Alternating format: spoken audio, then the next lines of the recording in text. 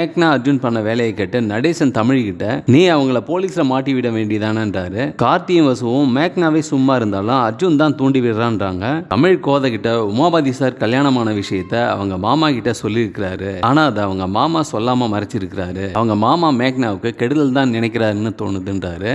சரஸ்வதி தப்பெல்லாம் அவங்க மேல வச்சுக்கிட்டு நம்மள பழி வாங்கணும்னு சொல்லிட்டு இருக்காங்க.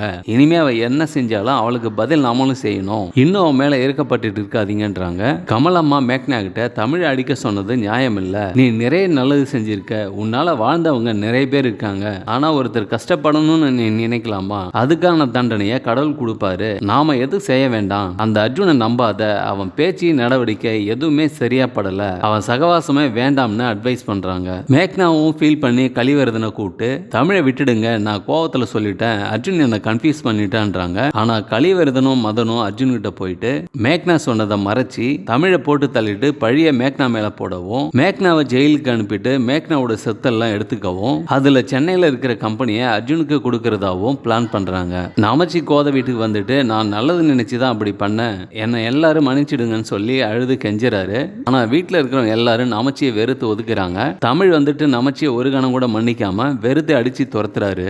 நமச்சி அப்ப நான் யாரும் இல்லாதவன் தானே, சரி நான் உன் கண்ணிலே படமாட்டேன் போறேன்னு அழுதபடியே போறாரு. இதோட இந்த எபிசோட் முடியுது.